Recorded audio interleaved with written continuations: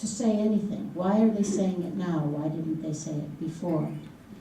That's one of the questions we have to ask about the testimony. Another question we have to ask about the testimony is, how did they know, how did these nuns who are giving testimony now, how do they know what they're saying? They were, if they're still alive, they were most likely quite young at the time that the Jews were being hidden in their convent. Did the Mother Superior tell them? Well, maybe she did, in the way that I have told you.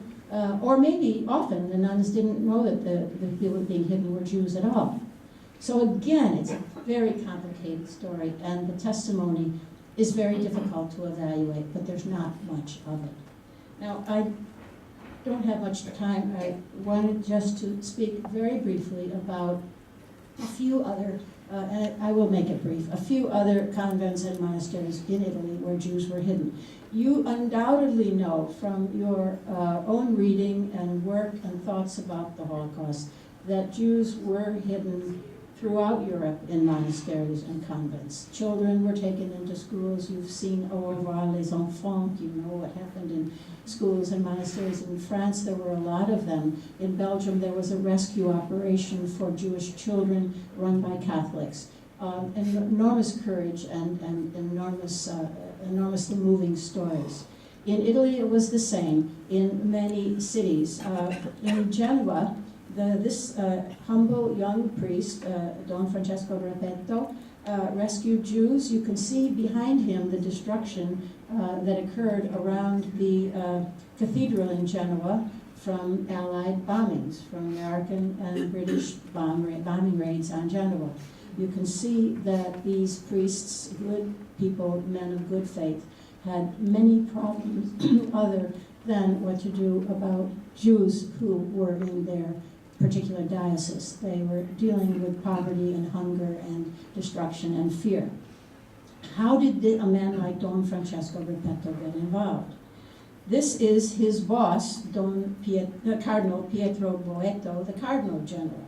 And the story of how the Genovese priests became involved in Jewish rescue is very clear. It did not come from the Pope. I went to the Catholic Archdiocese archives and looked in great detail to see how these men became involved, and it's quite clear that they became involved because Jewish leaders in Italy from an organization called Delasem went to them and asked for help. It wasn't the Pope who asked Cardinal Boeto to get involved. It was businessmen, benefactors, charitable social workers from the Jewish community who, when the Germans occupied, went to Cardinal Boeto, and this is in clear testimony, clearly written. These Jewish leaders went to Cardinal Boeto and said, we can't operate anymore. We have a Jewish charity, Delasem. We have some money coming from the American Jewish Joint Distribution Committee and other sources, Italian Jews who are making contributions. We have some money. We have lists of refugees who need to be hidden. We have lists of Italian Jews living in Genoa. We need help. We can't operate anymore. The Germans are here. They're arresting us. They're going to recognize us. We can't go around the streets carrying money to distribute. Will you help us? Cardinal Boeto said, yes, I will help you. He hadn't been involved in Jewish rescue before. He hadn't necessarily expressed, in some cases, quite the opposite, any sympathy for the Jews before. He was a conservative man. That's why he was cardinal. But the Jews came to him and asked him for help. And he said, yes, I will help you. And he turned his money and their money, the Jewish money, and the Jewish lists and the Jewish names over to Don Francesco Repetto, who distributed those monies and that support, false documents. You had to have false IDs, you had to have ration cards. He distributed, he and the priests working with him, and in this case it was not Jews. In Rome, yes it was, but with Père Marie Benoit, but here in Genoa it was almost entirely Catholics who were part of this rescue network which helped hundreds of Jews hiding in Genoa. And the instigation of the rescue effort came from the Jewish community. The same thing happened in Florence. This man is, fascinatingly enough, although I don't say it in my book, he was really on record as having written some things that were truly not sympathetic to Jews. He saw Jews as the vanguard of the socialist revolution, or the capitalist materialism, or modernity in all of its horrors. Jews were the scapegoat for him, and he was not pro-Jewish. But when Jewish Delasem representatives came to him and said, "We need your help, we'll give you our funds, we'll give you our lists, will you help us?" he said he would. And he did.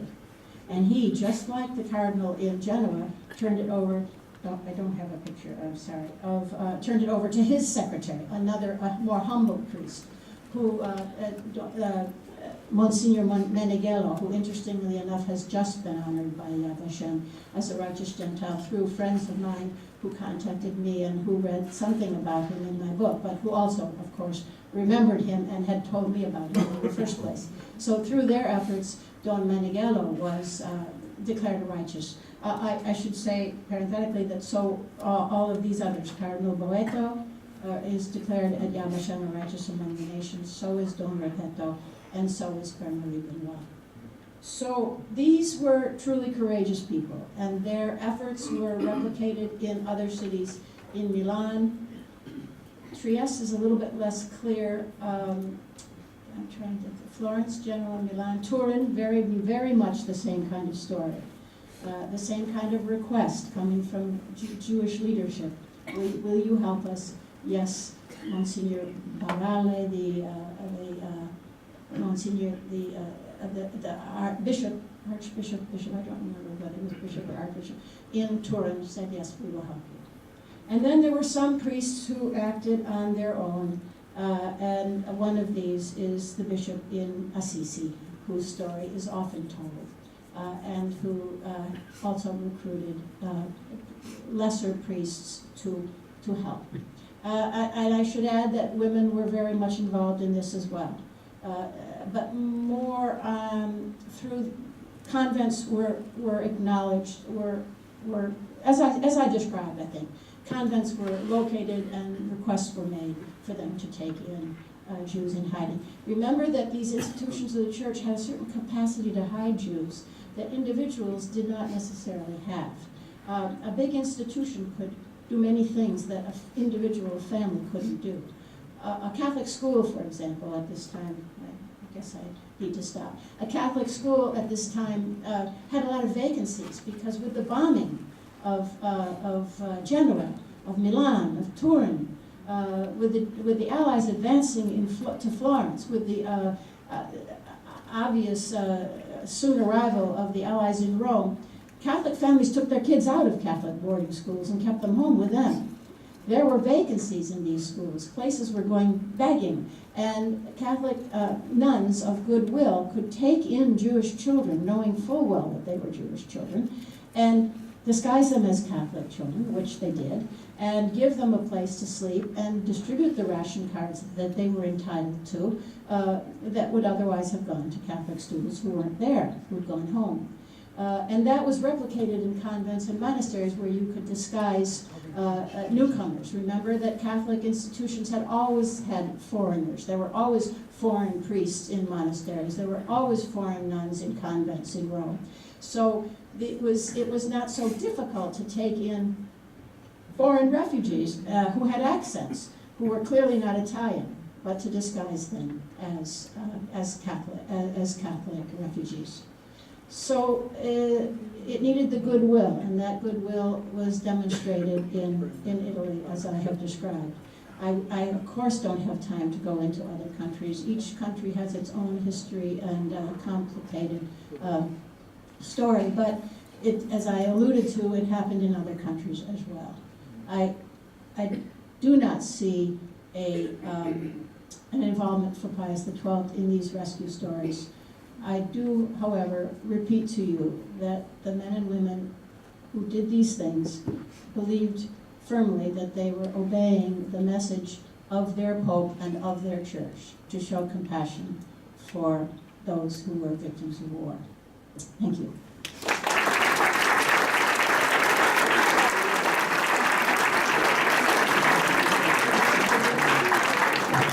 Well, Dr. Zuccotti said it, that a lot of other issues would come up during the question and answer period, so this is your chance.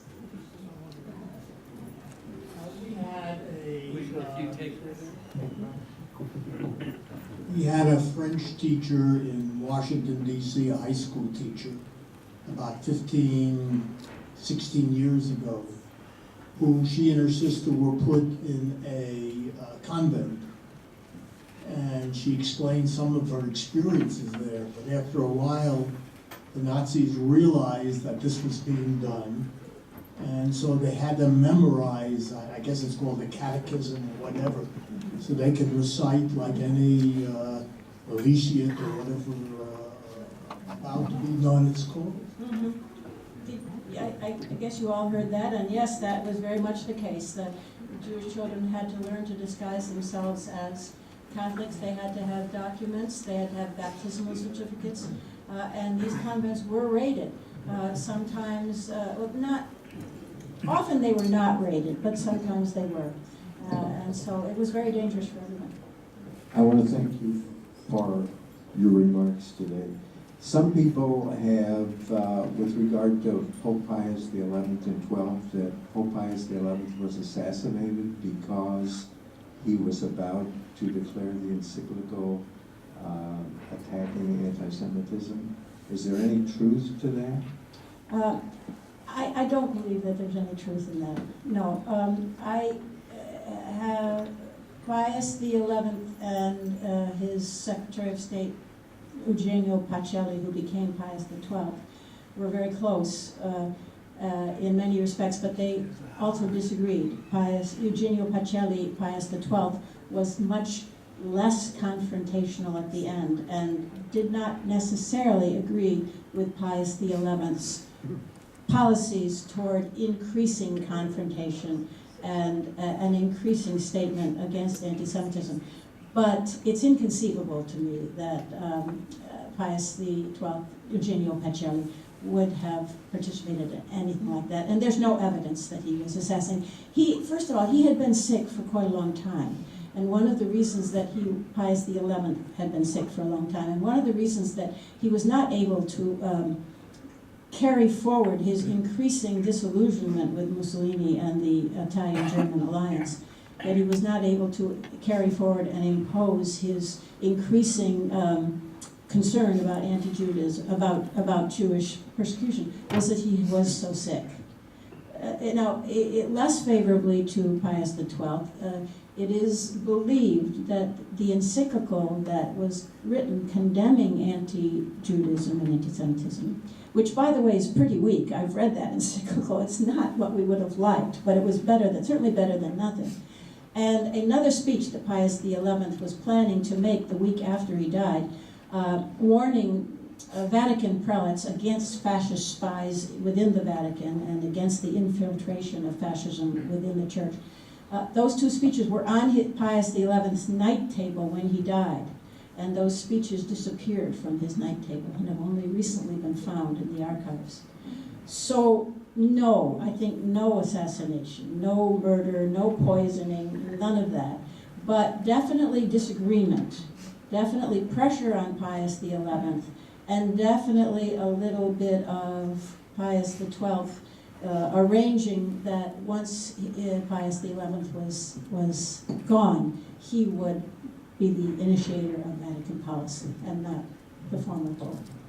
I wonder if the Pope in the early 30s was aware that the Catholics had to do things like, I went to a Catholic school, and the nuns had to come in and dip their hand in the water and then say Heil Hitler. And I wonder, and these same nuns were later destroyed. But were the Pope aware of that his own people were martyred and had to do those things? Yes.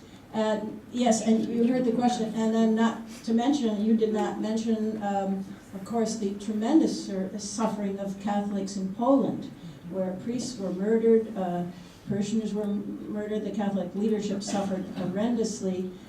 Priests died in Dachau in large numbers, and then the kind of persecution that you mentioned.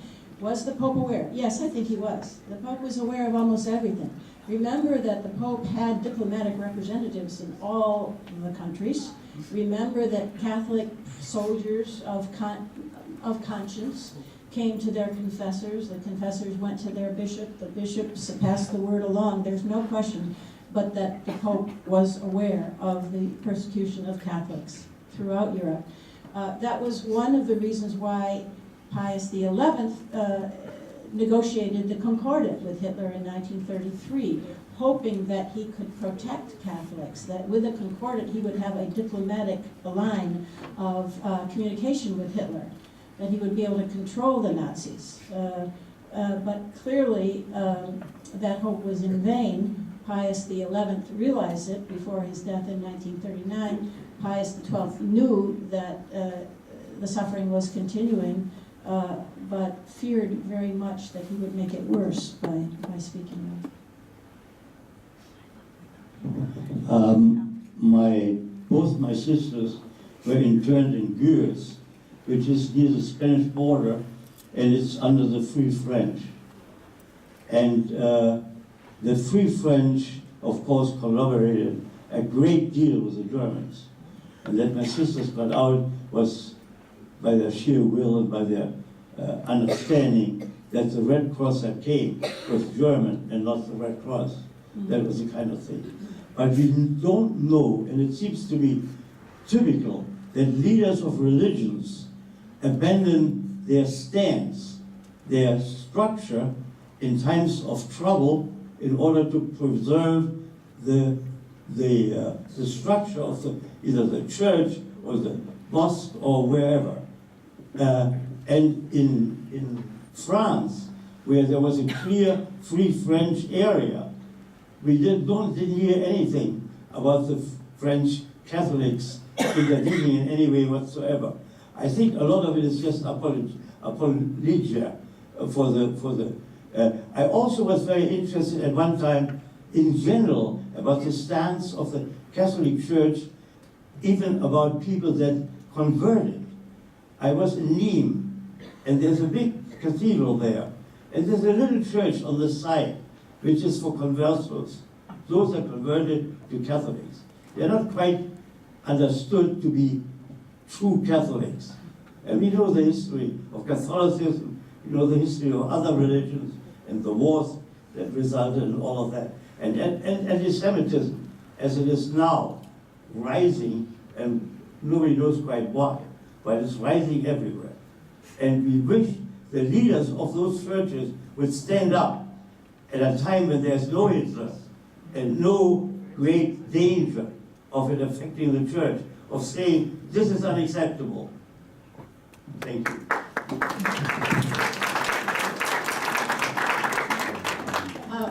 I agree with you. That's what I was trying to say when I said that I thought the real window of opportunity for making a difference came before the war began, when there was no occupation, no German occupation yet in France, where there was not yet a war to complicate matters completely, where Italy had not yet been occupied by the Germans. I think these were opportunities lost, so I do agree with you. I would like to say, in France, you are right that Gurs was a terrible camp where many internees died. There were other camps like Gurs that were just as bad. However, and the French didn't do much. And the racial laws were declared in France in 1940 and 41, and the French didn't do much. And we're talking now about unoccupied France, free France, if you will, the Vichy France. Vichy regime was in power, Pétain was in power, but the Germans hadn't occupied southern France until November of 1942. So, you are right, the French didn't do much. But in August of 1942, when Vichy police began to deliver thousands of Jewish refugees to the Nazis in the northern part of France for delivery ultimately to Auschwitz. And this is one of the few times when an unoccupied country engaged in deportation of Jewish refugees. foreign Jews in France, because foreign Jews in France had a much harder time than French Jews, although in the end it was hard for everyone, but I'm rambling, I'm making it a confusing answer. But during this time when French people in August of 42 began to see women and children jammed into freight cars, waiting on sidings, crying for their mothers, deported to the north, in free France, there were 4 or 5 bishops who did take a stand and make a statement. One of them was Bishop Saliège in Toulouse, who has been declared a righteous among the nations. There was another bishop in different cities throughout southern France. Now, it was easier to make a statement because the Germans weren't there yet. After the Germans arrived, there was no way you could have made such a statement. You could have worked for rescue behind the scenes, but you couldn't make a statement to the French people to... The statements were very strong. The Bishop of Toulouse said, this is not right. All is not permitted against the Jewish people. The Jewish women are human beings. Jewish men are human beings. These are families. These are children. This is not right. So, again, this is these Holocaust stories, and I'm perhaps conveying to you the impression that I'm on one side rather than the other, and I'm trying not to do that. I'm trying to make you understand that these are, as Primo Levi said, these are gray zones. There is the black zone and the white zone where everything is simple, where there are good people and there are bad people. But in between, there is the gray zone where people had to make difficult choices. And it's very hard to say the French were all bad, or the Italians were all good, or the Germans were all bad, because there were shades and nuances and different kinds of people in every country. I believe this is correct, but I'm not sure. Has there been a process begun to canonize Pius XII for sainthood? And if that's correct, which I believe it might be, to what extent do you think that this is possible, probable, or can you simply explain what's going on with that?